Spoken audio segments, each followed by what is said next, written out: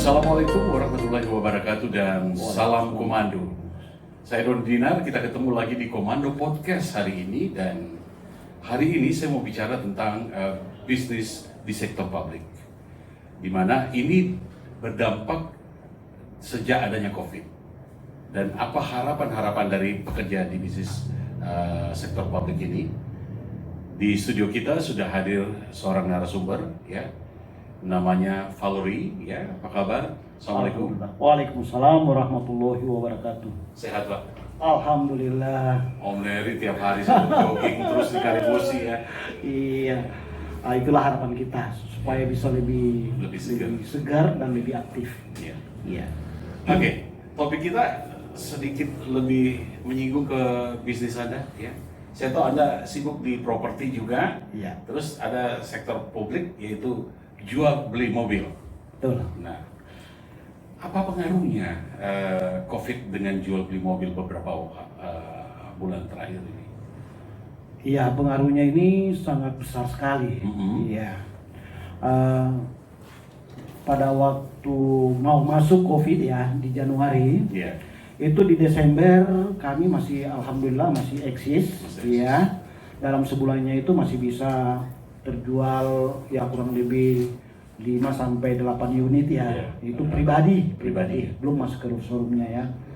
Nah, setelah masuk di COVID di bulan Maret itu betul-betul anjlok penjualan anjlok, ya, karena ini berpengaruh terhadap baik perbankan maupun masalah ekonomi yang beredar, ya. Harapannya pengaruhnya ya itu sangat signifikan karena baik properti maupun jual beli mobil itu sangat-sangat sampai sekarang ini sangat terpukul. Iya. Tapi memang ya kalau kita lihat ya selama COVID ini uang itu sedikit beredar karena banyaknya karyawan yang dirumahkan, ya. Terus bisnis yang tidak optimal jalan, terus belum lagi banyak yang kena PHK. Dan jelas pasti berpengaruh terhadap bisnis jual beli mobil ini. Tapi kalau kita mau kembali, pebisnis ulung selalu berada di ombak yang keras gitu untuk survive. Nah, punya cerita nggak tentang harus survive di masa COVID ini? Iya, jadi kelihatannya ini adalah suatu pengalaman yang sangat berharga buat kami. Dengan adanya COVID ini, kami bisa lebih hati-hati lagi, lebih hati-hati dan bisa belajar menghitung ke depan itu bagaimana supaya proses bisnis ini bisa berjalan. Karena tidak pernah kami alami semacam ini, tidak pernah mengalami kondisi yang semacam ini. Iya, sampai-sampai pihak perbankan, pihak yang memberikan apabila ada orang yang mau membeli mobil itu melalui kredit atau segala macam itu tertutup. Iya. Jadi memang dengan kondisi ini kami bisa berpikir bahwa membeli sesuatu ataupun melakukan sesuatu itu mempunyai perhitungan dan mempunyai planning khusus. Oke. Om Leri, kira-kira harapan apa sih buat bisnis jual beli ini dari pemerintah? Karena sama-sama kita ketahui bahwa pemerintah adalah sangat penting untuk bisa memberi semangat agar ekonomi ini terus berputar. Harapan saya ya mudah-mudahan ya keterima doanya, amin. Ada satu pilihan yang saya yakini betul, yaitu seorang birokrat dengan seorang pebisnis itu apabila terpadu mereka itu yakin bisa mengangkat semua kalangan bisnis yang ada di bawah. Ya, itu harapan kami. Dan tidak kalah pentingnya harapan kami adalah menyangkut masalah COVID ini bisa cepat berlalu dengan ditemukannya vaksin. Tetapi harapan kami untuk masalah vaksin adalah semua masyarakat itu dapat mendapatkan vaksin tanpa mengeluarkan biaya. Tanpa mengeluarkan Dalam hal biaya. ini adalah gratis. Gratis. Karena kita tahu pendapatan per kapitanya kita ini jauh ke bawah. Iya. Malah sudah diumumkan bahwasanya kita ini dalam kondisi darurat, resesi. Iya. Iya.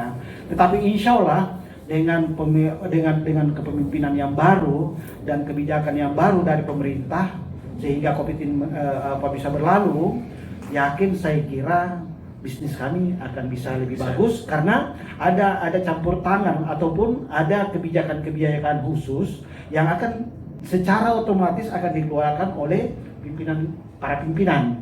Apalagi pimpinan yang kami ancar-ancar ini adalah itu yang saya katakan tadi, pebisnis dengan birokrat. Apalagi yang satunya ini adalah calon wali kotanya ini adalah menyenangi masalah olahraga. Iya, masalah olahraga, dan saya yakin setiap orang yang menyenangi masalah olahraga itu pasti sehat lahir dan batin. Insya Allah. Kalau Anda tiba-tiba punya kesempatan untuk jalan di Jalan Gunung Batu Putih, ya ada satu tempat di situ di mana Om Larry sering ngumpul bersama teman-temannya. Iya. Sebenarnya ngumpulnya nggak jadi masalah, tapi bedrocknya tempat ngumpul itu ada Makassar Bangkit, ada Api dan Rahma. Itu bagaimana ceritanya itu?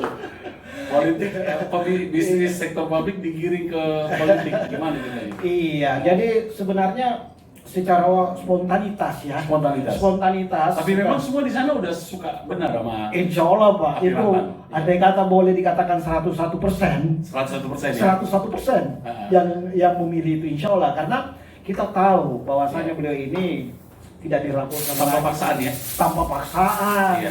Orang di sana itu tidak ada yang bisa dipaksa.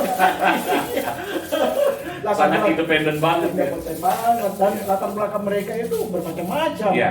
Dengan bisa satu suara itu Iya. luar biasa. Luar biasa. Sehingga kita dengan sukarela, Ya. ya ada yang beberapa yang memasang, ada yang biayanya Pak, itu dari Betul. kami. Dan tidak minta dengan tidak ada sama Bapak Api ya? Oh, Pak? tidak perlu. Kalau kita minta kan berarti ada sesuatu yang Ada sesuatu ya. dari itu. Tetapi ini kita yang betul-betul ikhlas. Ikhlas, Dan kita menginginkan pemimpin yang memang berbeda.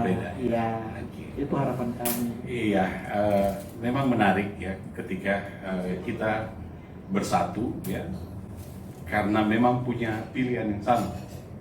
Inilah yang menariknya. Saya hanya mau bilang bahwa pilihan dari teman-teman kita yang ada di Batu Putih ya, menjadi pilihan mereka tanpa ada paksaan, dan ini adalah independen banget gitu ya. Tidak ada paksaan dan tidak ada bujuk rayu. Tidak. Tapi yang pasti waktu ini sangat singkat, Om Larry. Ya, harapan terakhir buat pemimpin yang akan memimpin Kota Makassar di tahun depan. Harapan kami itu lagi yang tadi Pak yang saya sampaikan, mudah-mudahan bisnis yang kami geluti ini bisa mendapat perhatian, dan saya yakin akan mendapatkan perhatian karena itu yang satu dari pebisnis, satu dari birokrat. Iya, sehingga beliau-beliau ini akan melihat dan yakin apa yang kami lakukan itu bisa membangkitkan atau menambah lagi pundi-pundi yang ada di pemerintah, karena ini kan ada pajak macam. Ya, terima kasih Om Larry udah datang ke studio Komando Podcast. Sering-seringlah datang sini, kita bisa Insya Allah. diskusi. Insya Allah. Baik, untuk Anda, banyak terima kasih juga perhatian Anda. Komando Podcast hari ini kita cukupkan sampai di sini. Sekali lagi, banyak terima kasih. Wassalamualaikum warahmatullahi wabarakatuh dan Waalaikumsalam. salam komando. Salam komando.